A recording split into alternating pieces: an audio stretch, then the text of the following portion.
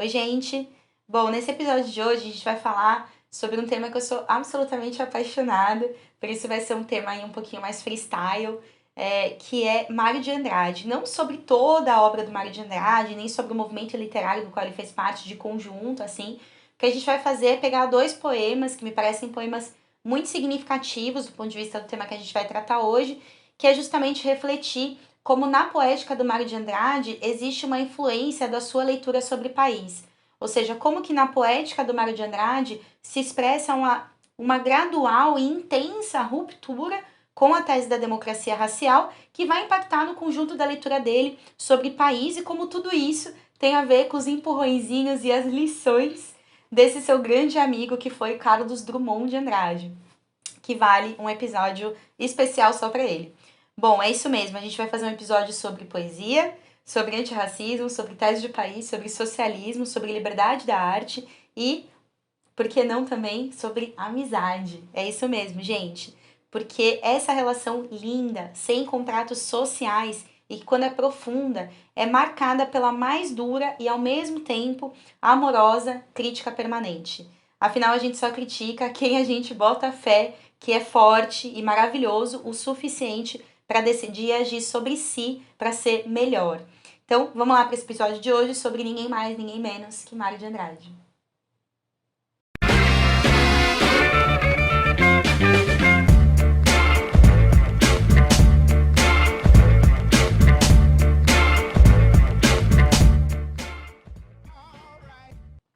Bom, gente, contar um pouco para vocês sobre o movimento modernista. Todo mundo conhece, né, a história da Semana de 22, que foi uma semana de uma mostra, né, artística, enfim, distintos tipos de artes, aí da escultura até a poesia, né, passando pelas artes plásticas, a pintura, etc.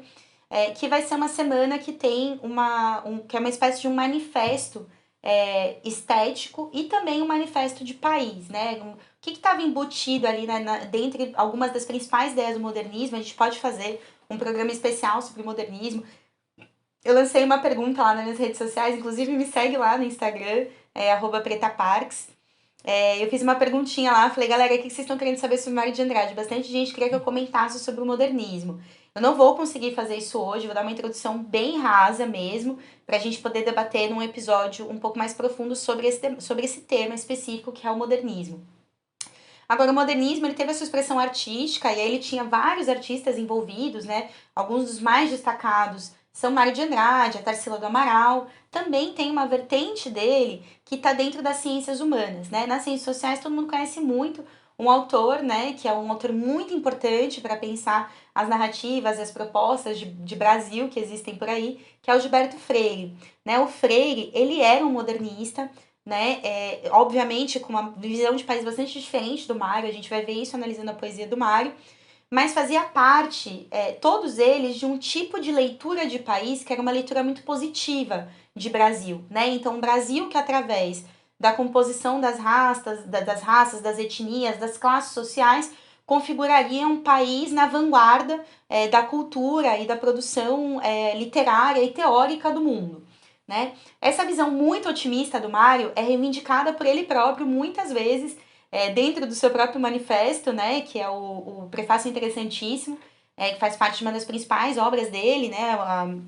A obra, inclusive, que ele apresenta para a semana de 22, que é a Pauliceia Desvairada.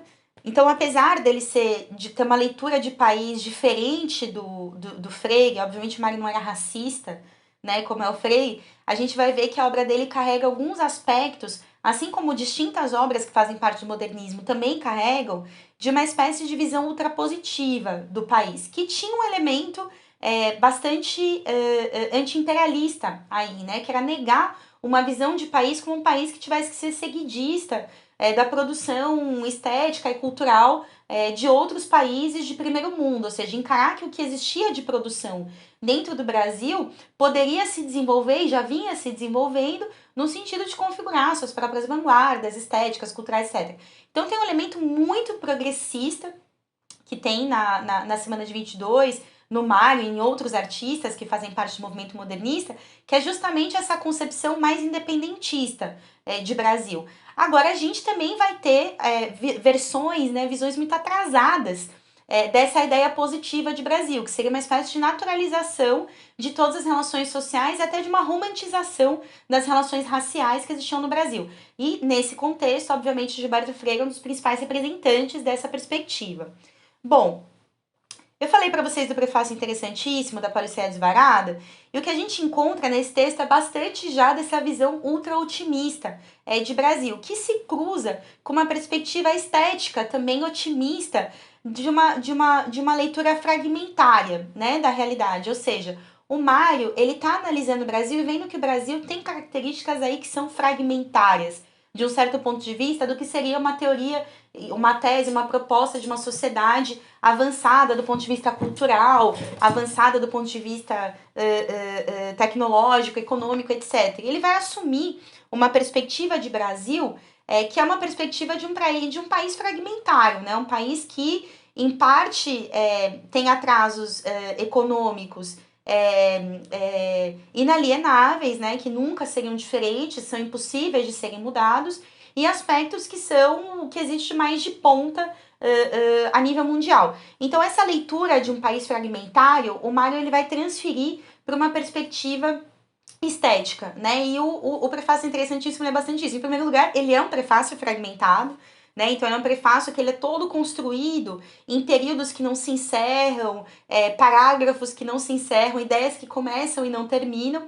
Isso é bastante da concepção estética que vai marcar a poesia do Mário e grande parte das características estéticas mais de conjunto do movimento modernista, né?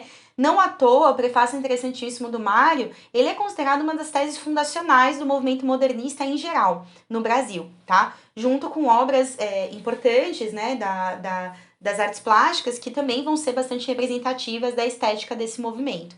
Que como ele vai renunciar à ideia de uma estética linear, de uma estética do perfeito, de uma estética do belo, né? Inclusive, ele vai falar no prefácio como que o feio não pode ser belo, né? Ou seja, isso tem muito de pensar projeto de país um pouco, né? Que vai aparecer ao longo da... Seria injusto eu falar isso se a poética do Mário não se relacionasse com perspectivas e propostas de país, mas ele faz isso o tempo todo, tá? Por isso que eu tô me dando o direito justamente de relacionar essa estética com uma visão de país, porque ele justamente faz isso, né?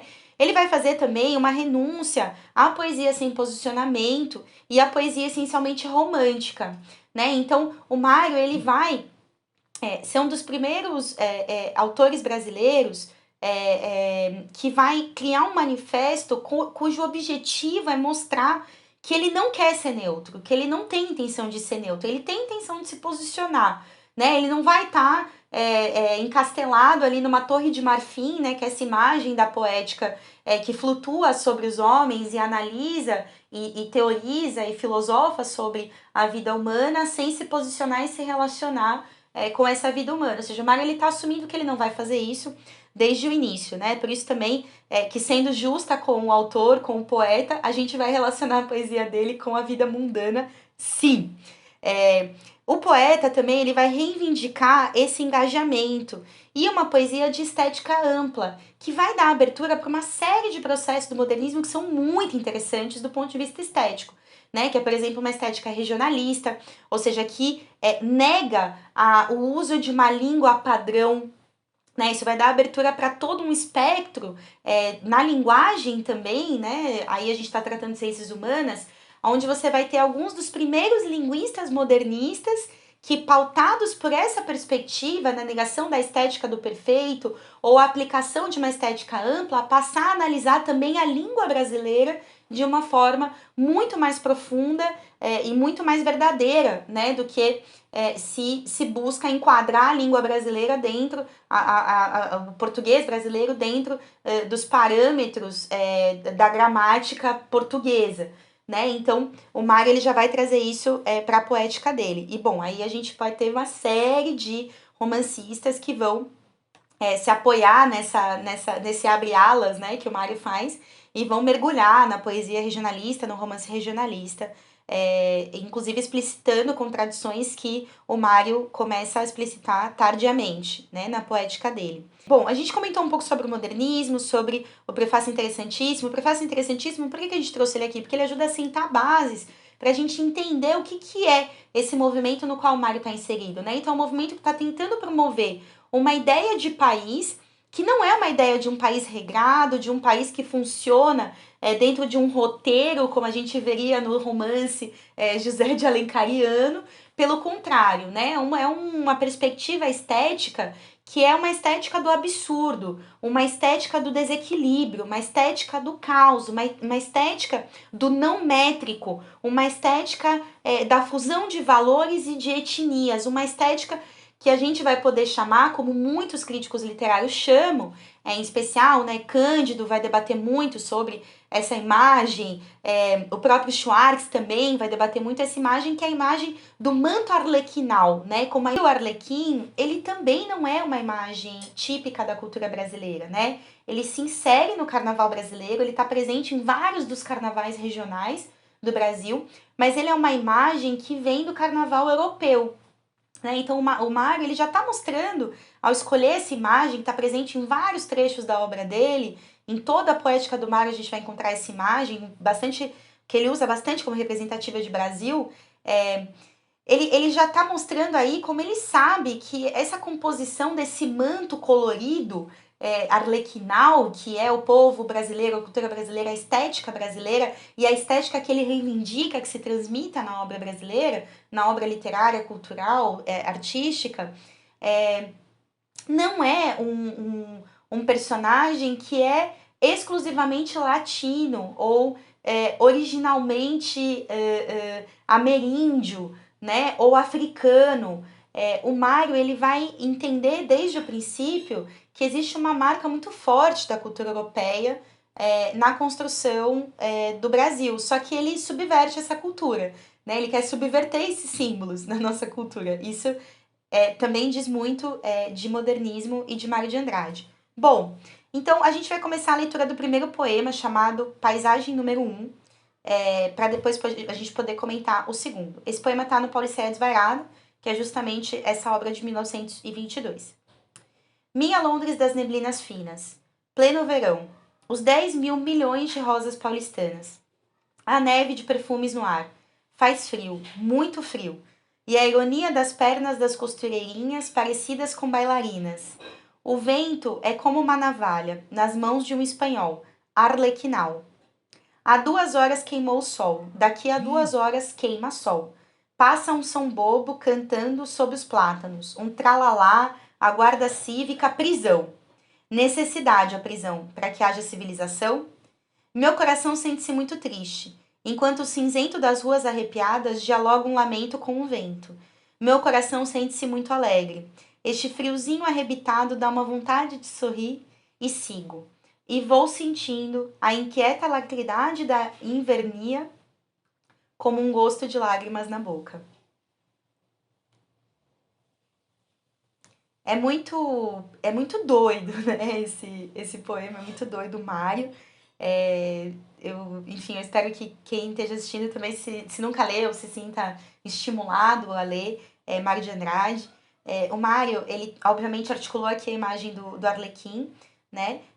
E o que é interessante a gente notar aqui nessa poesia, tem alguns versos que me chamam um pouco a atenção, né? Primeiro que ela é uma poesia de dicotomias e polarizações, né? Então tem um frio, tem um calor intenso, um frio intenso, e ao mesmo tempo essa imagem do frio, quando ela é transmitida para o poeta, na verdade é confuso, porque parece que esse poeta não está, na verdade, sentindo todo esse frio, né? Então dá para ver aqui uma articulação entre uma temperatura, uma vivência física, né, de temperatura, que seria o frio, que é europeia, arlequinal, mas que, na verdade, ainda que exista esse frio aqui, ele não é parte da nossa realidade, né? Então tem um pouco essa transposição, essa sobreposição de realidades que se conflituam e que, na verdade, não fazem parte do mesmo espaço, né? A ideia europeia que está presente na vida no Brasil, em São Paulo, ela não faz parte necessariamente do que é a realidade da vida nesse país, né? Então, minha Londres das neblinas finas, pleno verão, né? Então, é muito louco. Faz frio, muito frio, mas a 2 horas queimou o sol, daqui a 2 horas queima sol, né? Então, é muito doida essa contradição desses dois tempos, desses dois climas. E aí, essa questão da prisão, né, que aparece, que eu acho que é interessante, necessidade da prisão para que haja civilização, né? Então, o lugar dessa prisão, dessa repressão também dentro desse espaço, ou seja, parece que existe um conflito aí para se criar civilização, um conflito para se criar uma sociedade à la Europa, né, desse ponto de vista. E aí o coração do poeta fica triste, né? Porque o coração do poeta se posiciona, né? Um poeta que está presente, o meu coração, né? O poeta está presente na poesia, e é um poeta que não está alheio a isso, né? Ele percebe que isso está acontecendo, ou seja, ele começa talvez naquele terreno que seria o terreno típico da poesia que ele critica, né? Que está comentando o vento, as árvores, a brisa, o clima, até que tudo isso se choca pela realidade, né? Existe uma prisão acontecendo aqui na frente. E ao mesmo tempo, por mais que esse poeta se conecte com esse evento diante dele e se entristeça frente a esse evento, ele também se sente muito alegre, né? É muito doido isso, porque ele é um poeta que no coração dele existe a tristeza dessa luta para se criar uma civilização que não é dele, né? Ele não vê essa luta como uma luta dele, aparentemente, ao mesmo tempo que esse friozinho arrebitado, esse vento, tudo isso dá uma certa vontade de sorrir. E aí ele segue, né? Ele para de ver aquela cena da prisão e segue caminho, sentindo a inquieta lacridade da invernia, né? Então volta o Arlequim aí como uma espécie de conforto para o poeta, né? Então tudo bem, existe essa prisão para fazer civilização, mas estamos num caminho onde há coisas que me alegram e que me fazem sorrir, etc. Com gosto de lágrimas na boca, né? Então é um poeta que ele tá margeando aí uma alegria por esse país, com essas contradições e com essa fusão de Europa e Brasil, né? Que é um pouco a forma como ele vai construir essa imagem de São Paulo, arlequinal, desse ponto de vista, que tem uma invernia em pleno verão e que faz sorrir com lágrimas na boca. É muito estranho, né? O que a gente poderia dizer aqui, né? Que esse caos, no fim das contas, ele produz uma espécie de uma harmonia entre triste e feliz, né? Então o Mário, ele não tá tentando aqui ser um poeta da alegria. Ele não tá tentando ser um poeta que canta a jovialidade, os perfumes, a brisa, o vento e a plenitude. Ele tá sendo um poeta do caos mesmo. Ele é um poeta que no marco do caos produz alegria, né? Que vê a costura dessas contradições e sente uma espécie de felicidade contraditória, né? Essa ideia é muito interessante porque a gente vai ver que essas identidades sobrepostas, elas criam um caos que gera harmonia, ou seja, é um poeta que caminha tranquilo sobre o caos, que viaja tranquilo sobre esse lugar que é um não lugar entre o verão brasileiro e o inverno europeu e é desse ponto de vista arlequinal. Essa ideia, ela se aproxima um pouco do que a gente poderia chamar dessa mestiçagem alegre que está presente na obra do Freire, né? O Freire, né, o Gilberto Freire, ele vai, quem quiser aprofundar um pouco mais, no episódio passado comigo, a gente debate um pouco o que é a tese da democracia racial e etc. E ela tem bastante disso, né, de buscar transmitir uma visão otimista da perspectiva de fusão entre as raças e etnias no Brasil. Só que para poder transmitir essa versão, essa leitura de país, foi preciso para o Freire transmitir uma leitura distinta da própria história do Brasil, ou seja, para poder criar a ideia de que era possível ter uma harmonia entre as raças através da mestiçagem, foi preciso para ele ressignificar o passado da escravidão e contar a história da escravidão não como uma história violenta, mas como uma história de amabilidade e fraternidade entre portugueses, africanos, indígenas e etc. Existe um pouco disso nessa poesia do Mário, né? A gente vai ver que nela por mais que exista, ou seja, o que eu tô querendo dizer é que o Mário, ele não é um poeta que canta a alegria e por isso está feliz. Ele canta o caos, ele vê o caos, ele vê a mistura, ele vê a briga, ele vê o conflito, ele vê tudo isso, só que tudo isso faz bem pra ele, de uma forma meio amarga, mas faz, porque ele vê que aí tá se construindo um país, né? Ainda que ele questione aspectos, porque querendo ou não, ele é um cara que tá conectado com os grandes dramas da realidade e vê que essas coisas, talvez, será que precisa da prisão, etc. Mas ele tem um entusiasmo com a perspectiva da formação dessa nação, né? De forma contraditória, obviamente. É muito interessante porque nas cartas que trocam, aqui a gente vai entrar na parte da amizade, as cartas que trocam Mário e Drummond, a gente vai ver muita interpolação entre um otimista de país e um grande pessimista de país, né? Então, você tem o Mário ali falando desse Brasil e que você vai publicar sua primeira obra e talvez ninguém leia, mas vai dar certo e tal. E você tem um Drummond que tá angustiado com tudo, né? O Drummond, ele é uma obra da angústia. Então, tem uma resenha muito interessante, o livro se chama Carlos e Mário, né, que são as correspondências de Carlos Drummond de Mário de Andrade, é um bitelão, assim. Eu tentei separar para vocês um trecho, uma carta específica e tal, mas na verdade vale a pena as junções, né, de análises que são feitas dessas trocas de cartas. Uma em especial eu gosto muito, é um ensaio que foi publicado pela PUC-Rio, chamado As Cartas de Marginalidade de Carlos Drummond de Andrade. Esse ensaio, por que ele é interessante? Né?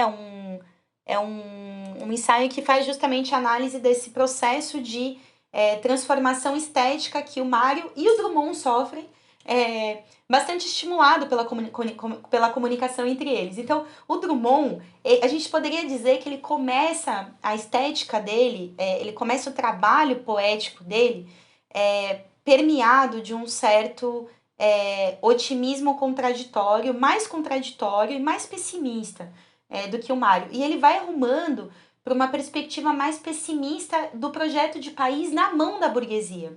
Então o Drummond ele consegue clarificar isso na cabeça dele, que o problema, o que é pessimismo para ele, o que é um destino ruim para o país, é enquanto ele estiver na mão dessa burguesia, né, que tem as mãos sujas, que é uma imagem também que está bastante na poética do Drummond, a imagem das mãos sujas.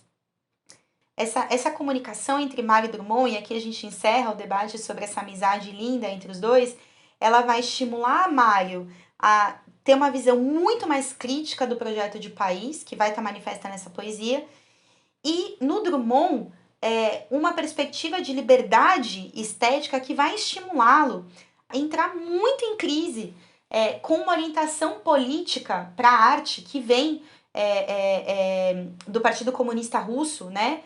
Na década de 30, que vai obrigar que todos os artistas que fazem parte das fileiras da Terceira Internacional, inclusive no Partido Comunista Brasileiro, produzissem obras literárias ou artes plásticas, cinema, né, todos os tipos de obras de arte, com uma premissa estética que era do realismo socialista, ou seja, forjar uma espécie de arte, né, uma estética da arte onde o personagem fosse o proletário, onde o modo de vida fosse socialista ou das críticas às cruezas do mundo burguês ou do mundo colonialista e etc.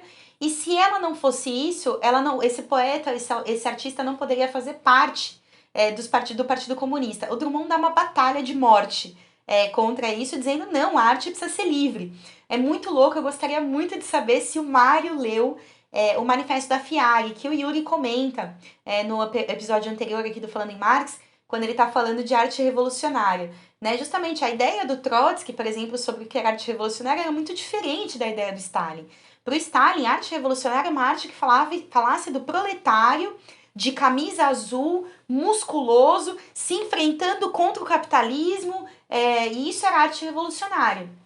E o Trotsky vai defender uma perspectiva completamente diferente. Para uma arte revolucionária, em última instância, que ela seja livre, né? Que ela tenha os recursos para poder ser produzida, que não haja censura do ponto de vista da arte, que não haja controle do ponto de vista da arte, porque a arte é uma produção humana, e se o ser humano é livre, a arte é livre, né? Então, eu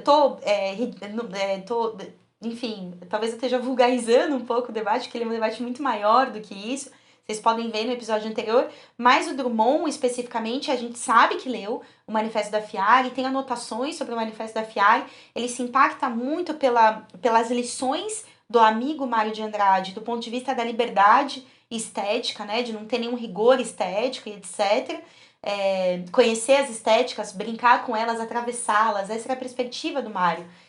E o Drummond, ele não só aprende com essa lição do amigo, como ele dá uma batalha contra o realismo socialista que leva ele a sair do Partido Comunista Brasileiro. Há relatos de que foi expulso, há relatos de que saiu, não se sabe exatamente o que aconteceu. A gente vai ler aqui o Mário Rebelde do Garoa do Meu São Paulo, vamos lá. Garoa do Meu São Paulo, timbre triste de martírios. Um negro vem vindo, é branco. Só bem perto fica negro. Passa e torna a ficar branco. Meu São Paulo da garoa, Londres das neblinas finas. Um pobre vem vindo, é rico. Só bem perto fica pobre. Passa e torna a ficar rico. Garoa do meu São Paulo, costureira de malditos. Vem um rico, vem um branco. São sempre brancos e ricos. Garoa, sai dos meus olhos. Vocês estão arrepiados? Eu tô. Gente, o que aconteceu com o manto arlequinal? Primeira pergunta. Né? Então, o arlequim, aquela imagem daquela costura caótica, mas que forma um objeto, né? Ela é caótica, ela é cheia de cores, ela tem texturas diferentes, mas ela forma um objeto. Acabou! O arlequim virou uma costureira de malditos, né? Então, o arlequim se tornou uma imagem maligna pro Mário. Olha que loucura! O que aconteceu com esse cara? Essa mescla, essa mistura, ela não tem mais um caos que gera alegria, pontuado por tristezas. Ela é uma imagem absolutamente triste, absolutamente antítese de si mesma, né? A gente tem uma tese que é antítese de si mesma, porque um branco vem vindo e é negro, um negro vem vindo e é branco, né? Então, é um país aqui, é uma cidade, é uma São Paulo que ao costurar a sua própria, ao tentar costurar uma imagem de si, que é uma mescla de si com algo que vem de fora e que tenta fazer o que está dentro dela caber nesse manto, na verdade costura uma manta, um manto arlequinal maldito, aonde na verdade a identidade está apagada, né? A identidade está maquiada, a identidade está escondida de forma, se nota, artificial, né? Então, o negro vem vindo, é branco, só bem perto fica negro, né? E aqui a gente precisa comentar uma ideia que é muito interessante, que é o paradoxo que existe aqui no Mário, dessa ideia da tese da democracia racial, né? Do mito da democracia racial. Porque ainda que exista um discurso de que a mistura entre as raças vai gerar um país de iguais e vai gerar um país não racista, o que o Mário está dizendo aqui é justamente o contrário, né? Que a tese de que a mestiçagem levaria um Brasil sem racismo, a única coisa que ela fez foi esconder a existência do negro. Mas quando você olha de perto, ele ainda é negro. E quando você olha de perto, o rico, que tenta parecer rico, ainda é pobre, né? É um Mário um pouco machadiano, a gente poderia dizer, né? É muito interessante também a diferenciação da metrópole, né? Ao mesmo tempo que se busca criar um caráter nacional, se referencia na trajetória das vanguardas europeias, né? E se separa delas, se mostra como algo separado, né? Todos querem parecer ingleses, todos querem parecer ricos, todos querem parecer brancos, mas de perto as evidências são visíveis para o olhar, né? E ainda que de longe elas estejam maquiadas por uma garoa, né, que em algum sentido se assemelha à neblina fria de Londres, elas não são a mesma coisa, né? Então a garoa de São Paulo e a neblina fria de Londres não são a mesma coisa.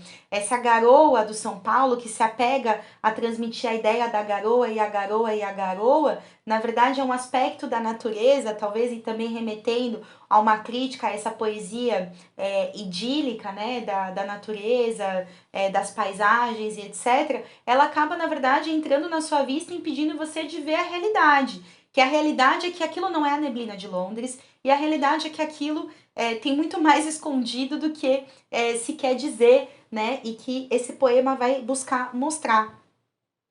A raça não desaparece, portanto, né? Como desaparece no Freire. E aqui a gente vai ver um Mário que ele está se constituindo como uma vanguarda estética, mas também como uma vanguarda política. Porque a gente está falando aqui de fins dos anos 30 e começo dos anos 40, onde um dos únicos materiais que evidenciava uma crítica frontal à tese da democracia racial era justamente os materiais elaborados pelo Teatro Experimental do Negro, né? Do Abdias do Nascimento.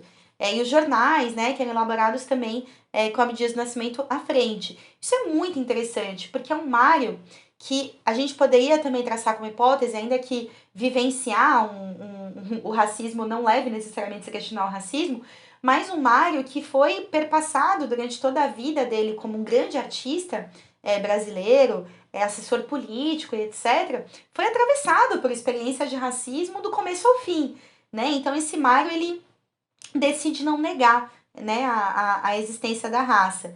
Então, ela não existe como uma referência a um período passado da escravidão, como se a raça fosse um problema do passado, mas como um problema da modernidade. Isso também é um grande elemento estético aqui, né? Que a raça ela aparece como um problema para a modernidade resolver. E não como se a modernidade fosse o projeto que resolve o problema da raça, como vai ser a tese de muitos artistas e cientistas políticos e sociólogos modernistas, né? O Mário não faz parte, não assina embaixo dessa tese. Ele fala, a modernidade vai ter que lidar com esse problema não está resolvido. Muito interessante também como não era segredo para o Mário e nem para o Freire que na mesma década do auge da produção cultural, as massas negras estavam se organizando, né? Então a gente falou do Teatro Experimental do Negro, a gente poderia falar de alguns outros jornais que começam a surgir, e mais em específico, o surgimento na década de 20, aí concomitante à Semana de Arte Moderna e concomitante a essa vanguarda do movimento modernista instalado em São Paulo, vai surgir também na cidade de São Paulo a Frente Negra Brasileira, que era um partido ideologicamente de direita, mas que buscava organizar uma espécie de insatisfação das massas negras frente a esse projeto de país, buscar inserir as massas negras dentro desse projeto de país, de forma absolutamente equivocada, né? Porque tinham premissas que se assimilavam ideologicamente, né? A perspectivas totalitárias, monarquistas, etc. Né? Então, por exemplo, o Voz da Raça, né, que é um dos jornais da Frente Negra Brasileira, ele vai ser um dos jornais mais vendidos entre as massas populares de São Paulo até a década de 70. Né? Então o Mário ele tá participando desse ambiente social e ele tá vendo, a gente que tá tentando projetar um projeto de país democrático, aberto, livre, etc., a gente está ignorando um problema que, enquanto ele for ignorado, a gente não vai conseguir trazer essa galera para o nosso lado. E essa galera eram quem? Né? Eram os vizinhos de Mário de Andrade. Era a família de Mário de Andrade, né? Então, o Mário ele passou de ser o autor do Véu Arlequinal, exultante da modernidade brasileira, para uma importante denúncia do caráter racista objetivo dessa nação em fundação, né, de maneira profundamente crítica aos novos ditames do Estado Novo, que vai adotar, né, boa parte das teses do modernismo como suas próprias teses de Estado, inclusive nomear parte das teses de São Paulo com nomes indígenas, né, como é o próprio Vale do Anhangabaú, e etc. Nas correspondências com Drummond, o Mário vai afirmar veementemente o seu arrependimento em ter participado do movimento paulista de 32, né? O Mário participou, um movimento que visava a federalização do estado de São Paulo separado do Brasil. Olha onde que o Mário foi com a tese de modernismo dele, né? Ele participou do movimento de 32, movimento separatista de São Paulo, né? Ele vai se arrepender profundamente disso e vai produzir essa perspectiva poética que a gente viu aqui. O movimento subjetivo que gira o Mário de uma posição elogiosa à modernidade, né, da Pauliceia Desvarada de 22, a uma posição crítica dela, na Liga Paulistana de 46, tem para esse autor uma conexão intrínseca com a visível manutenção do racismo na mais avançada metrópole brasileira. né? Então, o negro que finge ser branco, apesar de representar uma compreensão passiva da maneira como o negro lida com o racismo, que sofre, também tem uma visão clara de uma ruptura com as teses defendidas pelo Paulo Prado, por exemplo, né, que é um dos financiadores da primeira fase poética do Mário, né, o Paulo Prado, que era um grande burguês paulista, ou do próprio Gilberto Freire, onde a miscigenação prima como ótica de análise da realidade, como uma ótica positiva, né, que teria resolvido o problema das raças. Bom, e a gente vai terminar esse episódio de hoje com uma leitura de um poema do Drummond que é muito interessante para a gente poder dar um esquenta aí para o momento onde puder acontecer. Um vídeo sobre Drummond, inclusive quem tiver questões, aí, ideias, quiser deixar aqui embaixo nos comentários sobre Drummond e também questionamentos aí e debates sobre esse vídeo do Mário, podem deixar que a gente vai trabalhar tudo isso aí para esse próximo episódio. Esse poema, Operário no Mar, ele conta um pouco desse preâmbulo que vai marcar um Drummond como um poeta questionador, né, dessas amarras estéticas que ele vai perceber em distintos momentos da sua vida, né, ou se alinhando com movimentos estéticos como o modernismo, que depois ele vai recuperar, né, em livros como Claro Enigma, por exemplo, né, onde ele recupera aspectos da estética modernista, buscando se reconectar com uma espécie de perspectiva de projeto de país para negar essa perspectiva, né? Também no Rosa do Povo, onde ele vai ter talvez seja o livro dele mais alinhado com esse momento militante dele, né, que acontece ali entre 43 e 47. E o Operário no Mar, ele é um poema que faz parte de um livro chamado Sentimento do Mundo, que o Drummond ele vai escrever quando ele começa a conhecer Marx, Engels e o próprio Partido Comunista Brasileiro. O que é muito interessante desse livro é que ele já inaugura ali um combate estético, né? Desde o primeiro dia que ele entra em contato com a tese, né, do realismo socialista, que vai fazer parte dessa perspectiva estética da militância do artista, né, no Partido Comunista, ele vai questionar essa tese. Então vamos aí à leitura de Operário no Mar. Na rua passa um operário. Como vai firme? Não tem blusa. No conto, no drama, no discurso político, a dor do operário está na blusa azul, de pano grosso, nas mãos grossas, nos pés enormes, nos desconfortos enormes. Esse é um homem comum, apenas mais escuro que os outros, e com uma significação estranha no corpo, que carrega desígnios e segredos. Para onde vai ele pisando assim tão firme? Não sei. A fábrica ficou lá atrás.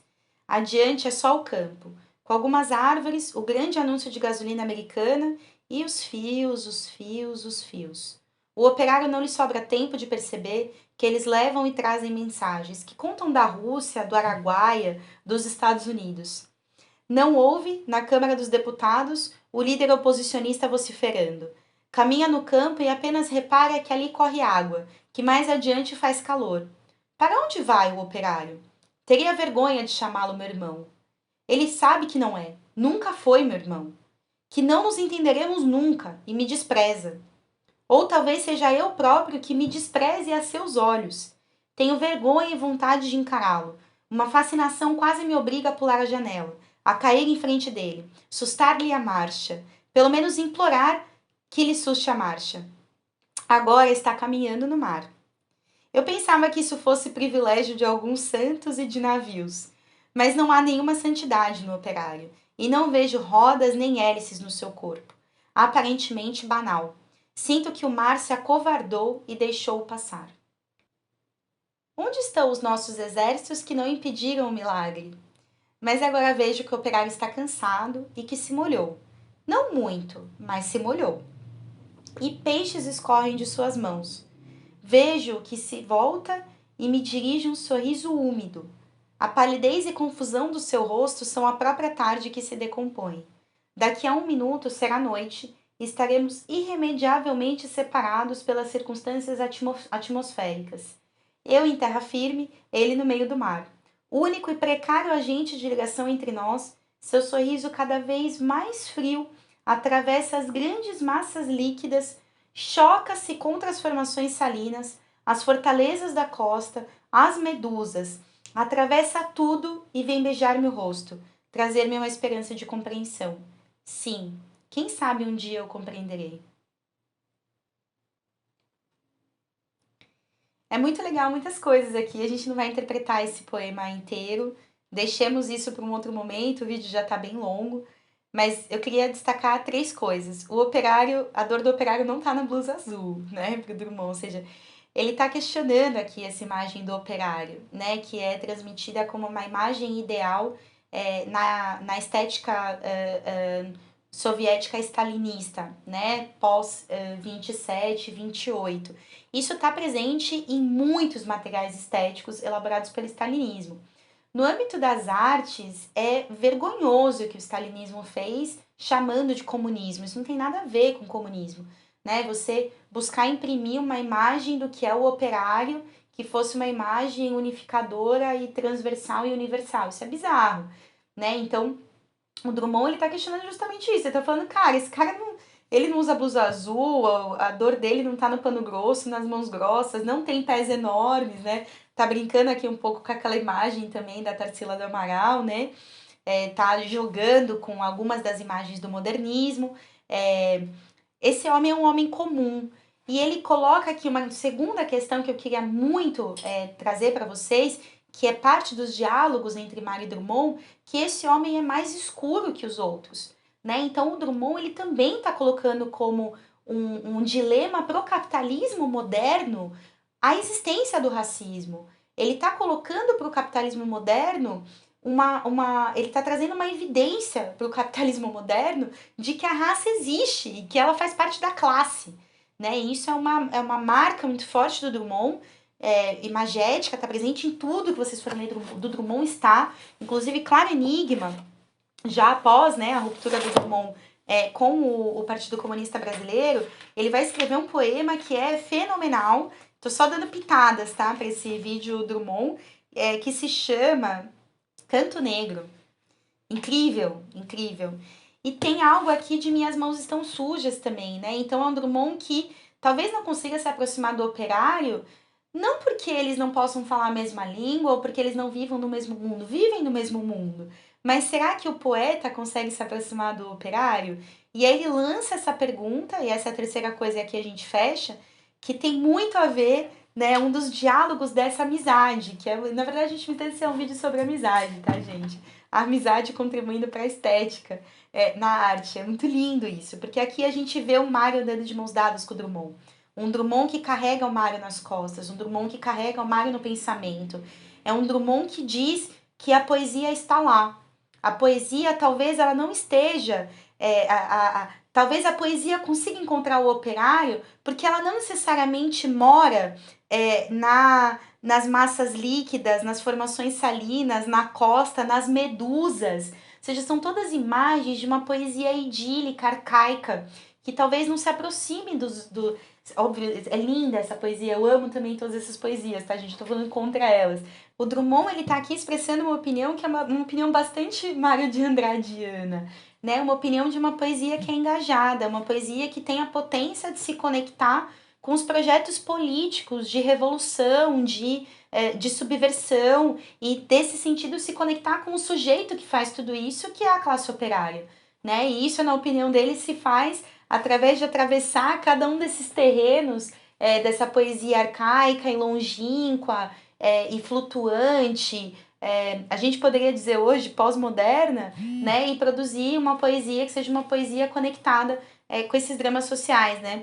Ou seja, atravessa as grandes massas líquidas, choca-se contra as formações salinas, as fortalezas da costa, as medusas, atravessa tudo e vem beijar-me o rosto, trazer-me uma esperança de compreensão. É muito lindo, né? Porque a esperança dele de ser compreendido não tá em fazer a poesia que ele viu os seus antecessores na poesia, né, em outras escolas literárias, etc., fazerem. Né? Ele tá carregando o Mário nas costas, por quê? Porque ele tá falando, não, a poesia que eu quero trazer é uma poesia que me faça ser compreendido. E para eu me fazer compreendido, eu me conecto com um sujeito social, potencialmente revolucionário, que é a classe operária, que é mais escura que a outra classe e que não é um homem de mãos fortes e pés grandes, é uma pessoa comum. Então, fica aí esse vídeo para vocês, pessoas comuns. Curtam aí em 3, 2, 1, agora valendo.